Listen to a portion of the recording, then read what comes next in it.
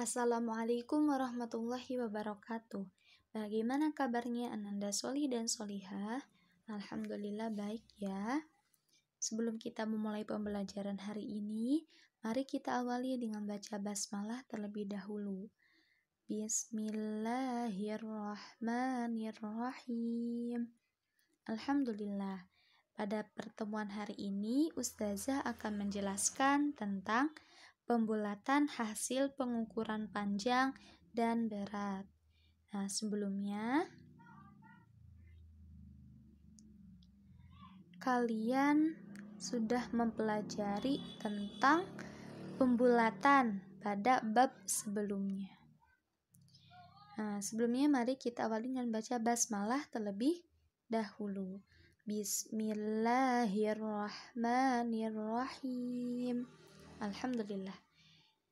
Nah, yang pertama, apakah kalian masih ingat tentang syarat-syarat pembulatan? Nah, inti dari materi atau pelajaran ini adalah kalian harus pahami terlebih dahulu tentang syarat-syarat pembulatan. Yang pertama adalah jika angkanya lebih dari 5, maka dibulatkan ke atas. Yang kedua, jika angkanya kurang dari 5, dibulatkan ke bawah. Yang ketiga, jika angka atau bilangannya sama dengan 5, dibulatkan ke atas. Jika lebih dari 5, dibulatkan ke atas. Jika kurang dari 5, dibulatkan ke bawah. Jika sama dengan 5, dibulatkan ke atas. Nah, harus dipahami ya syarat-syaratnya solih-solihah. Yang pertama ada pembulatan hasil pengukuran panjang. Pembulatan hasil pengukuran panjang, apa ya itu? Nah, kalian fokus pada pembulatan dan pengukuran panjang. Oh, berarti kita akan membulatkan hasil dari pengukuran panjang. Sebelumnya, ada berbagai jenis alat pengukur panjang. Contohnya apa nih? Ada gambar apa di sini? Ada gambar meteran pita. Digunakan biasanya untuk mengukur pakaian yang dipakai sama penjahit ya. Lalu kedua ada meteran roll kecil. Untuk apa nih? Untuk kayak tukang kayu ya, tukang kayu. Lalu ada penggaris. Nah, kalau penggaris itu sering kita lihat dan sering kita gunakan dalam kehidupan sehari-hari. Jadi ada juga contoh yang lainnya alat ukur panjang apalagi nih? Ada roll besar. Roll besar itu biasanya sama seperti ini tapi ukurannya lebih panjang. Itu biasanya digunakan untuk mengukur tanah. Nah, berikut contoh soal tentang pembulatan hasil pengukuran panjang. Pertama, perhatikan gambar berikut. Di sini alat pengukur yang kita gunakan adalah penggaris. Cara menghitung atau mengukurnya adalah pertama, letakkan bendanya, ujung benda sejajar dengan angka 0. Nih, ini kan kita bendanya adalah pensil. Letakkan sejajar dengan 0. Setelah itu, kita perhatikan ujung pensil ini berhenti atau terletak di titik keberapa di penggaris. Kita lihat di sini. Nah, berhenti di sini. Nah, ini ya, yang ini. Oh, ternyata berhenti di angka 16. Pas 16. Oh, maka panjang pensilnya adalah 16 cm. Karena pas di angka 16, tidak perlu kita bulatkan. Nah, begitu ya menghitungnya, seperti menghitung biasa, bendanya diletakkan di posisi angka 0. Baik itu nanti kita pakai alat ukur apa saja dimulai dari 0. Lalu nanti kita lihat ujung bendanya lagi, yang satu lagi itu berhenti di angka berapa. Itulah hasil pengukurannya. Contoh yang kedua. Di sini masih kita menggunakan penggaris. Contoh kedua ini adalah ada apa nih? Spidol ya. Coba nih, di yang ujung pertama di angka 0, dimulai dari angka 0, ujungnya ini, ujung yang sebelahnya lagi itu berhenti di titik 9,7 ya. Ini di sini. Nah, 9,7. Sekarang kita bulatkan 9,7. Kita lihat angka 0,7 ini. 9,7 itu kurang atau lebih dari 5 atau sama dengan 5? Lebih dari 5. Coba tadi dari syaratnya, kalau lebih dari 5 dibulatkannya ke atas atau ke bawah? Ke atas. Ke atas ya. Sehingga panjang kerayon di samping adalah 10 cm. Dari asalnya 9,7. Ini yang kita lihat patokannya adalah angka di belakang koma. Karena lebih dari 5 kita bulatkan ke atas.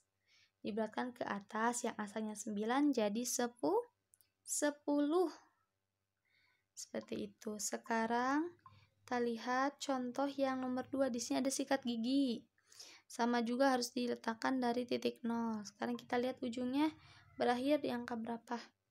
Berakhir di titik berapa? Oh, ternyata di 15,4. 15,4. Berarti mana angka yang kita perhatikan? Angka belakang koma yang ini. 4 kurang dari, lebih dari, atau sama dengan 5? Kurang dari. Berarti kalau kurang dari dibulatkan ke bawah. Atau sama saja. Kita bulatkan ke bawah. Menjadi panjang sikat gigi di atas adalah 15 cm. Karena kalian juga bisa menentukan nih dari gambar ini, si ujungnya ini lebih dekat ke angka 15 atau ke angka 16. Lebih dekat ke angka 15. Sehingga jika dibulatkan menjadi 15 cm. Nah, seperti itu ya. Jadi untuk pembulatan hasil pengukuran, kalian harus ingat 3 syarat yang tadi dan perhatikan si benda itu berakhir di titik atau di nilai berapa. Setelah itu baru bisa kalian bulatkan, atau bulatkan ke atas atau ke bawah atau tetap. Selanjutnya ada pembulatan hasil pengukuran berat. Kalau tadi pengukuran panjang, sekarang pengukuran berat. Nah, sebenarnya intinya sama saja. Tapi bedanya di sini adalah pengukurannya adalah pengukuran berat. Ada beberapa alat ukur berat. Di sini contoh ada apa? Ada timbangan badan. Nah, timbangan badan untuk mengukur berat badan. Lalu ada timbangan buah untuk mengukur berat buah. Ada juga timbangan perhiasan, biasanya untuk menghitung emas. Nah, ini adalah beberapa alat untuk mengukur berat. Nah, contoh lain apa lagi nih? Ada juga yang nama timbangan digital. Kalau timbangan digital tuh kayak sama saya kayak timbangan gini ya. Tapi bentuknya itu digital, jadi langsung ada ketahuan angka secara bentuknya tidak seperti ini, tidak ada jarumnya. Tidak ada jarumnya, digital. Biasanya gunakan itu di supermarket. Jadi kalau kita mengukur buah, mau beli buah nih berapa kilo, nanti kan suka ditimbang. Nah, di timbangan itu yang sering kita gunakan di supermarket itu namanya timbangan digital. Berikut contoh pembulatan hasil pengukuran berat.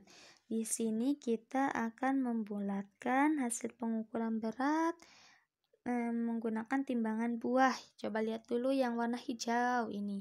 Ada apa yang kita hitung adalah apel, 3 buah apel. Coba dilihat di gambar ininya, di layar pengukurannya. Si jarumnya itu menunjukkan ke angka 800 gram. Ke angka 800 gram. Kira-kira ini itu kita bulatkannya kemana 800 gram? Ke 5 kilo. Dibulatkannya kemana? Ke 1 kilo. Menjadi berapa dibulatkannya yang 800 gram? Lebih mendekat ke setengah gram atau ke setengah kilo atau ke 1 kilo?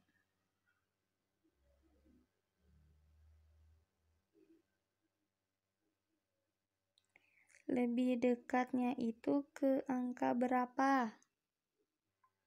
Nah, 800 gram itu lebih dekat nih. Kalau nih ya, kan dari sini ke sini itu adalah nilainya itu 1 kilo. Dimulai di sini ada 200 gram, ada 400 gram, ada 600 gram, dan ada 800 gram, lalu 100 gram. Kira-kira di sini kan ada 800 gram nih. Kita bulatkan. Menjadi berapa 800 gram? Kita lihat di gambarnya, 800 gram itu lebih dekat ke angka 1 kilogram. Berarti kita bulatkan menjadi 1 kilogram. Sekarang kita lihat gambar di yang sebelahnya, ada gambar jeruk. Di situ terlihat dari hasil timbangannya adalah sini ya, 3,2. Kira-kira 3,2 ini dibulatkannya menjadi berapa? Apakah menjadi 4 kg atau menjadi 3 kg? Kita lihat si garis panjang ini lebih dekat ke angka yang mana? Lebih dekat ke angka 3. Kan di situ 3,2. Berarti kalau misalkan kita pakai syarat yang hitungan tadi, 2 itu kurang atau lebih atau sama dengan 5? Kurang dari 5, berarti dibulatkan ke bawah menjadi 3. Atau kita bisa lihat juga dari jarum panjangnya itu lebih dekat ke angka 3 daripada ke angka 4. Sehingga berat jeruk adalah